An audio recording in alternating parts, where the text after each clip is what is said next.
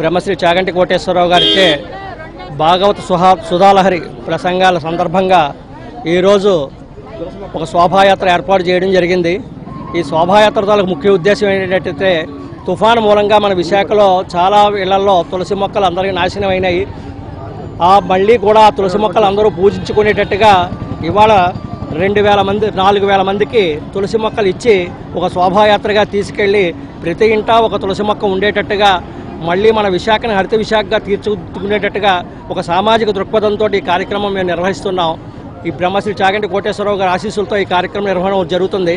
ఇక్కడ ఊరేగింపుగా బయలుదేరి గురజాడ కళాక్షేత్రం చేరి అక్కడ తులసిమాతకు పూజ చేసి ఈ తులసి మొక్కలను అందరికీ కూడా ప్రసాదంగా ఇవ్వబడుతుంది.